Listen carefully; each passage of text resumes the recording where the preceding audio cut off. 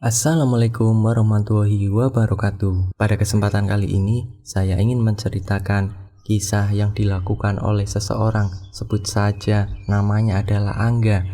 Angga ini melakukan sebuah pesugihan yang menumbalkan semua anggota keluarganya. Pesugihan yang dilakukan Angga diketahui oleh adiknya. Sebut saja adik dari Angga bernama Dimas. Hubungan antara kakak beradik ini akhirnya menjadi tidak baik. Bagaimanakah kisah lengkapnya? Langsung kita masuk ke ceritanya. Sebut saja namanya Dimas dan kakaknya Angga. Angga dan Dimas ini kakak beradik yang sama-sama sudah mempunyai keluarga. Dimas dan Angga ini satu keluarga. Angga yang sebagai seorang kakak, dia memang terbilang sebagai seorang yang pekerja keras. Setelah menikah, Angga dikaruniai 2 orang anak yang hidupnya di kampung. Namun Angga hidupnya di luar kota. Karena memang sedari muda, Angga setiap harinya sebagai kuli bangunan atau semacam ikut proyek pembangunan. Angga yang sebagai kakak harus bekerja menggunakan otot dan tenaga. Berbeda dengan adik-adiknya, dia yang harus berjuang dari nol sampai dia menjadi orang kaya. 6 tahun lamanya dia hidup di perantauan yang keseharian sebagai kuli bangunan, yang hasilnya tidak seberapa. Angga, Dimas, dan kedua orang tuanya masih satu atap, dan juga istri, kemudian kedua anak Angga juga masih di satu rumah, termasuk Dimas juga, dan satu anaknya Dimas. Jadi satu rumah ini ada 3 kepala keluarga. Ada satu waktu di mana Angga tidak berangkat merantau lagi. Dimas menanyakan, "Kak, kok nggak berangkat merantau lagi? Biasanya kan sampean kalau 1 minggu sudah berangkat lagi. Apa ndak ada pekerjaan?" Yang waktu itu Angga menjawab, dia memang lagi tidak ada pekerjaan. Saat Dimas menanyakan kakaknya dengan keadaan seperti ini yang sering di rumah tidak melakukan pekerjaan, Dimas mengingatkan ke kakaknya, "Mohon maaf kak, anak istri kakak kan perlu kebutuhan. Kalau kakak kayak gini terus selama seminggu lebih, hampir setengah bulan gak kerja, terus mau makan pakai apa? Kan kasihan juga kalau bapak ibu menanggung beban untuk istri dan anak-anak sampean," kata Dimas. "Lah saya mau gimana lagi? Kamu tenang saja, ini urusan keluarga saya. Nanti juga kamu akan menyaksikan sendiri kalau saya itu menjadi orang hebat," itu kata Angga. Dimas yang mendengar kata dari Angga, Dimas hanya tersenyum biasa, karena ya mana mungkin jadi orang hebat, apalagi melihat kondisi kakaknya yang waktu itu masih nganggur. Sedangkan Dimas selama beberapa tahun menyaksikan kakaknya itu tidak ada perubahan. Setelah mengungkapkan kata-kata tersebut, Angga tiba-tiba keluar rumah seperti biasanya waktu mau berangkat ke perantauan, tapi biasanya itu pamitan dengan bapak ibu dan juga istrinya bahwa Angga kakaknya Dimas berangkat merantau. Tapi kali ini berbeda. Angga tidak ada kata pamitan sampai hampir setengah bulan tidak ada kabar. Sebagai orang tua pasti khawatir dan menanyakan kabar anaknya ke istrinya. "Suami kamu kemana? Berangkat kerja atau kemana? Kok nggak pamitan?" Itu pertanyaan dari orang tuanya yang merasa khawatir dengan anaknya yang tiba-tiba pergi dan tanpa kabar. "Mas Angga lagi nyari kerja bu," jawab istri Angga. Setengah bulan kemudian Angga pulang ke rumah dan langsung ditanya sama orang tuanya, "Kamu dari mana saja kok nggak pamit? Ya memang kamu sudah punya keluarga, tapi kan biasanya kamu kalau kemana-mana akan pamitan dulu, apalagi kalau ini urusan pekerjaan. Kamu kan tahu sebaik dan seburuknya orang tua pasti akan khawatir sama kamu. Kamu juga gak pernah seperti itu dari kecil sampai kamu punya anak 2. Bapak sama ibu gak pernah mendidik kamu seperti itu. Kalau mau pergi itu pamitan, jangan tiba-tiba menghilang. Bu, ini urusan saya. Ibu ndak usah memikirkan saya, terlalu berlebihan. Saya titip anak sama istri saya ini di rumah. Seandainya merepotkan terus, maaf. Saya juga kepingin mandiri, Bu. Jawaban Angga yang seperti itu membuat orang tuanya kaget karena tidak pernah mendapat kata-kata yang kasar dari Angga. Dari kecil sampai menjadi orang tua yang mempunyai 2 anak, Angga sebagai anak tidak pernah ngomong kasar ke orang tuanya. Namun setelah kepulangannya, entah dari mana Angga sudah bisa ngomong kasar ke orang tuanya. Angga yang buru-buru melihat ke kamar belakang dan membersihkan satu ruangan yang itu digunakan untuk menyimpan barang-barang bekas. Dimas menyaksikan kalau kakaknya itu sedang membersihkan kamar tersebut dan menanyakan, "Kak, mau diapain barang-barang bekas itu?" "Ya mau dijual lah, buat apa barang-barang ini di kamar? Bertahun-tahun juga. Ini juga sepeda-sepeda rusak, mending dijual aja." Dimas yang masih bingung melihat tingkah kakaknya ini dan juga tidak tahu kamar itu akan digunakan untuk apa. Ya memang jika barang bekas itu dijual, hasilnya lumayan buat anaknya jajan. Nah waktu itu Angga memang secara kebutuhan ekonominya masih kurang. Dimas tidak berpikir aneh kalau rongsokan atau barang bekas itu dijual. Orang tuanya juga mengizinkan barang bekas itu untuk dijual karena lumayan buat nambah-nambah jajan anaknya. Setelah semua isi kamar itu dibersihkan dan hasil jual barang bekas itu, Angga membeli satu kunci pintu yang baru. "Itu kunci buat apa, Kak?" tanya Dimas kepada Angga. "Ya buat kamar belakang. Kalau kemarin-kemarin kan itu kamar nggak pernah ada kuncinya. Jadi kadang ada tikus, ada kucing yang masuk yang sering buat gaduh. Ya maksudnya kalau kamar ini dikunci kayak gini, biar nggak ada yang namanya tikus atau hewan kecil yang masuk ke kamar ini." Dimas waktu itu masih percaya-percaya saja. Beberapa hari setelahnya, Dimas ini menyaksikan perilaku yang aneh dari kakaknya. Tentang apa yang dibawa kakaknya, semacam alat yang terbuat dari tanah liat yang seperti tempat sesaji, dan alat itu dibawa menuju ke kamar belakang. Dimas pun masih menanyakan, "Buat apa kayak gitu? Apa buat naruh semacam sesaji atau semacam bakar kemenyan?" Kakaknya menjawab, "Yang namanya kamar lama yang sudah nggak dipakai, ya barangkali ada penunggunya, terus dikasih kayak gini biar nggak mengganggu rumah ini." "Oh gitu ya Kak." "Ya iyalah, barangkali yang di dalam itu marah atau gimana, makanya dikasih kayak gini."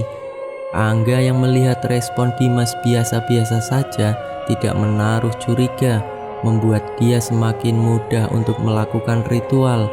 Karena Dimas ini sudah mulai percaya dengan apa yang disampaikan Angga. Angga yang masih memasukkan beberapa alat sesaji seperti kembang, seperti dupa dan sebagainya.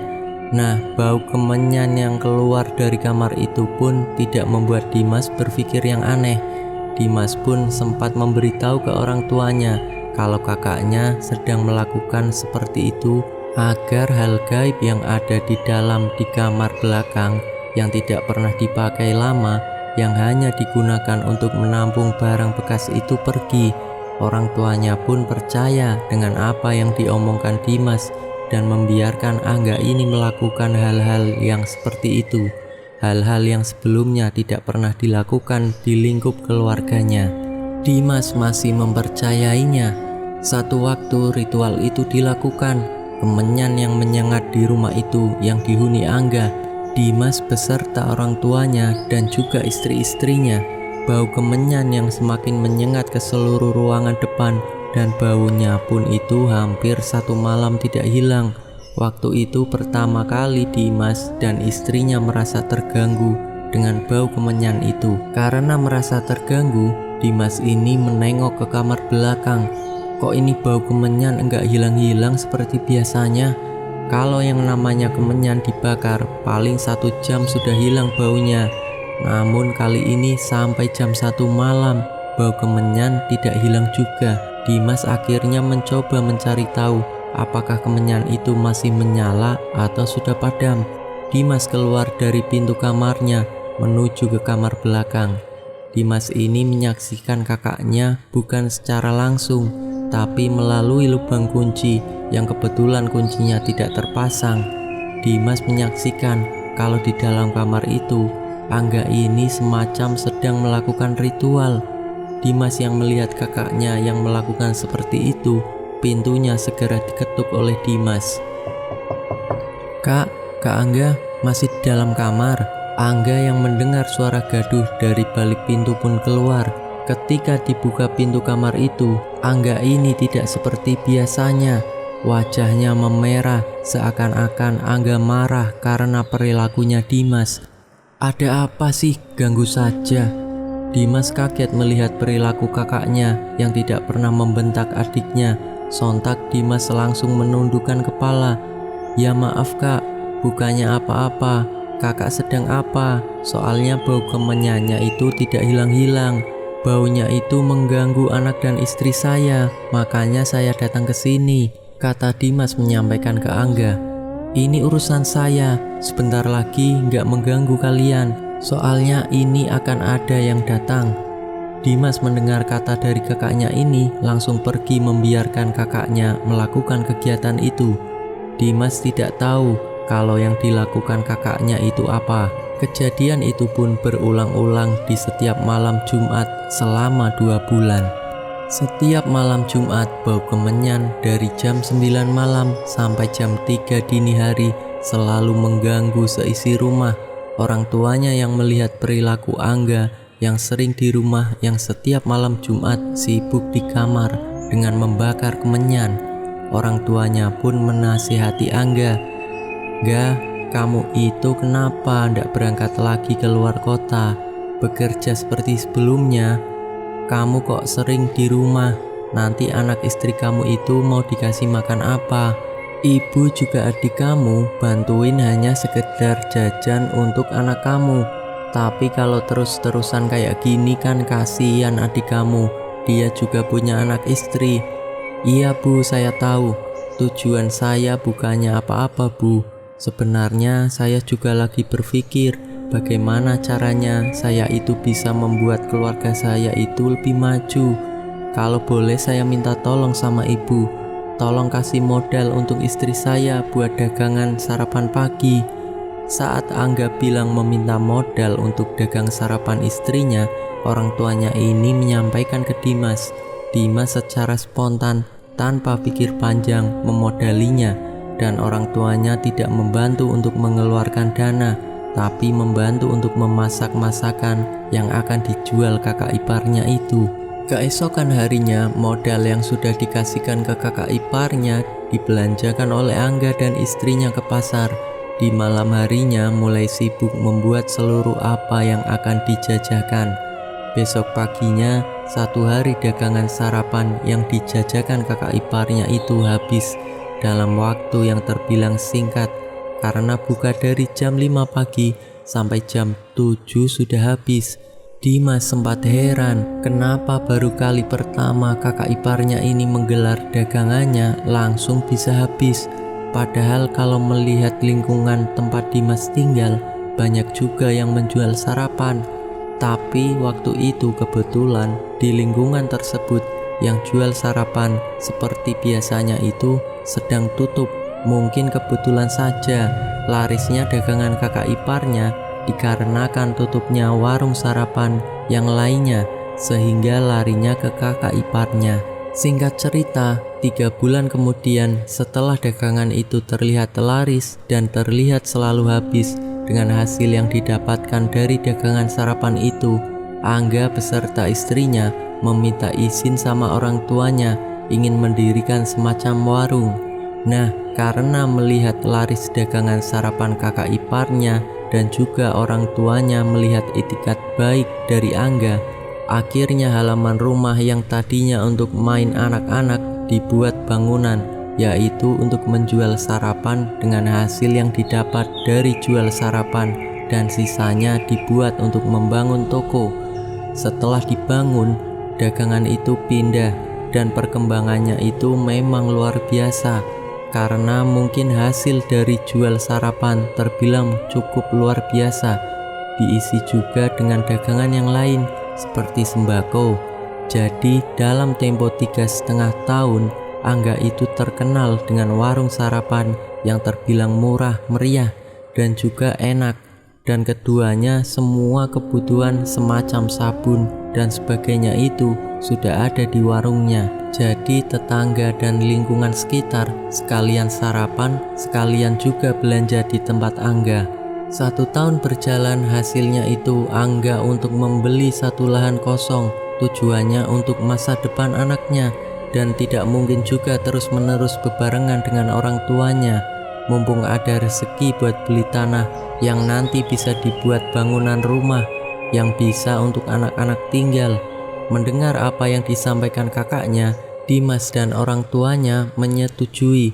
Tapi ada kejadian aneh yang dialami Dimas, dan juga Dimas ini menyaksikan ritual yang dilakukan kakaknya sebelum kakaknya menjual sarapan, yang sebelumnya setiap malam Jumat seminggu sekali melakukan pembakaran kemenyan, sekarang hanya sebulan sekali, tapi di malam tertentu, mungkin tiap malam Sabtu, justru bukan tiap malam Jumat seperti sebelum-sebelumnya. Di setiap 1 bulan di malam tertentu, kakaknya itu selalu ada di dalam kamar dari jam 9 sampai jam 3 pagi, dan itu disaksikan oleh Dimas dan juga seluruh keluarganya selama kurang lebih 2 tahun. Selama itu Angga melakukan ritual yang sama di kamar itu sebelum Angga pindah ke rumah sendiri. Warung yang dulunya digunakan untuk usaha kakak iparnya, yaitu istrinya Angga, semenjak Angga ini pindah rumah yang baru, usaha itu dikelola oleh istrinya Dimas. Istrinya Angga pun tetap membuka warung sarapan di tempat yang baru, dan juga dengan sembako yang sama seperti sebelumnya. Semenjak Angga pindah rumah, yang juga perekonomiannya sudah sangat luar biasa, 1 bulan kemudian Dimas mendengar bahwa orang tua dari kakak iparnya ini meninggal dunia. Entah sebab apa, karena meninggalnya secara mendadak. Setelah kejadian itu, usaha yang dikelola Angga ini semakin melonjak, bahkan mempunyai cabang toko sembako di berbagai desa. Sedangkan Dimas beserta istrinya yang mengelola usaha yang ditinggalkan Angga masih sama, belum bisa melonjak seperti yang dilakukan Angga dan istrinya. 2 tahun setelahnya, orang tuanya Dimas yang perempuan juga meninggal dunia. Dimas sendiri waktu itu yang mendapati orang tuanya meninggal tidak terlalu menjadi hal yang aneh, dikarenakan faktor usia dari orang tuanya Dimas sendiri yang sudah sepuh, sudah mempunyai 3 cucu, yang sudah menjadi hal wajar kalau orang tuanya meninggal dunia. Jadi tidak ada hal yang ganjil menurut Dimas. Tapi di tahun berikutnya, yaitu bapaknya Dimas juga ikut meninggal dunia. Saat itu Dimas mulai berpikir yang aneh-aneh tentang ritual yang selalu dilakukan oleh kakaknya di kamar belakang sebelum Angga ini pindah rumah. Kenapa meninggalnya orang tua dari keluarga istrinya dan juga orang tua dari keluarganya Angga meninggalnya ini secara berurutan tiap tahunnya, dan juga istrinya Dimas yang mengelola warung yang ditinggalkan kakak iparnya sering ada kejadian yang aneh, seperti istrinya Dimas yang sering melihat sosok aneh yang nampak di warung sembako, dan juga ada bayangan hitam yang sering menampakkan diri. Kejadian itu membuat Dimas semakin kesal dengan kelakuan Angga. Anaknya Dimas juga sering mengalami mimpi buruk, dan itu berturut-turut selama kurang lebih 1 bulan. Setiap tidurnya, anaknya Dimas selalu mengigau, "Paman, jangan, tolong papa, tolong mama, jangan sakiti aku, jangan sakiti aku." Dari mimpi buruk itu yang terus-terusan karena saking penasarannya apa yang sebenarnya terjadi dengan anaknya, Dimas ini meminta bantuan ke salah satu tetangga sebelah yang memang dikenal juga sebagai orang yang bisa melihat hal-hal gaib. Nah, dia menceritakan tentang mimpi-mimpi buruk anaknya ke orang itu. Sebut saja namanya Pak Asman.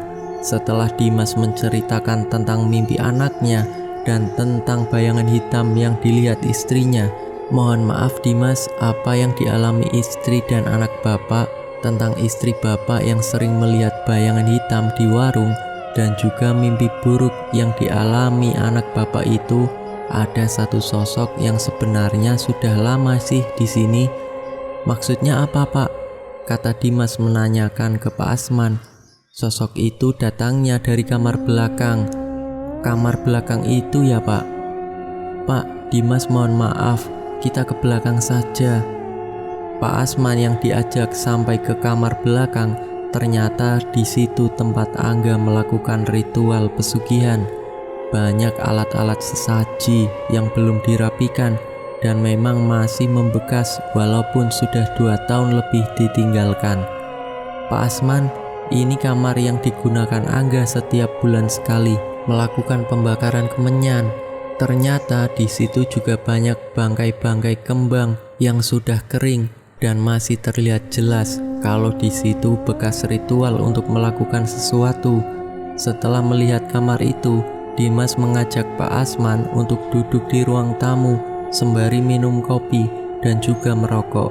Pak Asman menceritakan, "Mohon maaf Pak Dimas, itu kamar belakang yang pernah digunakan kakak sampean itu sebenarnya ada persekutuan dengan iblis, dan itu pun mohon maaf, sosok yang sering mengganggu istri Pak Dimas dan juga sering masuk ke dalam mimpi anak Bapak. Itu juga masih ada kaitannya dengan kamar belakang." Loh, terus maksudnya apa Pak? Dimas menanyakan kepada Pak Asman. Ya mohon maaf sekali lagi Pak Dimas, maksud dari sosok itu yang masih ada di sini masih mencari satu lagi nyawa untuk sesembahannya, yaitu jin atau iblis yang membantu si pelaku menjadi kaya. Jadi setiap tahun itu yang namanya perjanjian dengan jin atau iblis, ya pasti ada yang namanya tumbal. Pak Asman berujar tentang tumbal. Dimas mengingat tentang meninggalnya 4 orang, dan Dimas menceritakan tentang kematian keempat orang tua, yaitu 2 orang tua dari istrinya Angga dan juga orang tuanya Dimas. Mohon maaf, apakah ada kaitannya meninggalnya mereka dengan perilaku yang dilakukan Angga? Pak Asman sembari memejamkan mata dan tidak menjawab apa-apa tentang pertanyaan Dimas. Setelah beberapa menit, Pak Asman menjawab, "Mohon maaf, sekali lagi bukan saya sok tahu atau gimana. Yang saya lihat tentang kebenaran atau tidaknya kalau 4 orang tua yang sudah meninggal sepertinya ada dalam rangkulan iblis." Sontak Dimas terkejut mendengar perkataan Pak Asman. Mereka itu dijadikan budak pesugihan untuk siluman itu yang sudah membantu kakakmu menjadi orang kaya raya. Dimas benar-benar sangat terkejut, tidak menyangka kalau kakak kandungnya itu melakukan ritual pesugihan. Dimas tidak menyangka kalau kakaknya bisa tega dan kejam terhadap kedua orang tuanya sendiri yang sudah membesarkan dan mendidik menjadi orang benar, tapi kok bisa sampai tega seperti itu. Dimas sempat bingung, sempat kaget karena ia tidak habis pikir, bagaimana mungkin Angga, orang yang tidak tahu apa-apa secara pendidikan, juga tidak lulus SMP, dari mana dia tahu kalau dengan cara itu bisa menjadi orang kaya? Pak Asman yang memejamkan mata lagi dan menceritakan, "Pak Dimas, istri atau anak Bapak ini sedang diincar sama iblis sesembahan kakakmu. Kalau dalam waktu dekat ini tidak dicegah, mungkin bisa jadi akan berdampak pada istri atau anak Bapak sendiri. Terus bagaimana caranya agar terlepas dari itu semua Pak?" Kata Dimas menanyakan ke Pak Asman. "Sebaiknya kita harus berikhtiar secara syariat saja. Kita minta perlindungan sama yang di atas agar kita dijauhkan dari hal-hal yang seperti ini. Tapi setidaknya ada cara-cara tertentu yang harus Bapak dan keluarga itu lakukan. Tidak hanya dengan melakukan ibadah, tidak hanya dengan melakukan seperti biasanya, tapi Bapak juga harus lebih khusyuk. Dan yang paling utama adalah keyakinan Bapak kepada Sang Pencipta, bahwa yang namanya hidup dan mati hanya milik Sang Pencipta. Mungkin dari keyakinan dan keimanan Bapak Dari situ insya Allah akan memberikan jaminan keselamatan bagi keluarga Bapak. Dan yang paling penting kuncinya adalah keimanan Bapak. Jangan sampai Bapak takut terhadap apa yang ada di sekeliling kamar itu atau yang ada di warung itu. Tapi yakinlah bahwa mereka juga makhluk ciptaan Sang Pencipta. Bersandarlah hidup dan kematian hanya pada yang punya hidup dan yang punya mati, yaitu kepada Sang Maha Kuasa. Dari situ mungkin jalan yang terbaik agar keluarga Pak Dimas ini bisa selamat dari gangguan iblis yang mengincar istri dan anak Bapak. Mendengar saran dari Pak Asman, Dimas akhirnya mengikuti sarannya. Benar apa yang disangkakan Pak Asman. Berkat ketakwaannya, ikhtiarnya Dimas kepada Sang Pencipta, ternyata kejadian itu berdampak pada si pelaku pesugihan itu sendiri. Dalam waktu dekat, kurang lebihnya setengah bulan, istrinya Angga sendiri yang meninggal dunia. Setelah mendengar istrinya Angga yang meninggal, Dimas ini datang dengan berani memaki-maki dan menghardik kakaknya. Jadi selama ini kakak sudah menumbalkan orang tua kita dan orang tua dari istri sampean sendiri. Angga yang mendapat amukan dari adiknya ini tidak kaget karena omongan yang keluar dari mulut adiknya ini memang benar. Tapi Angga yang sudah terlanjur melakukan seperti itu hanya termenung.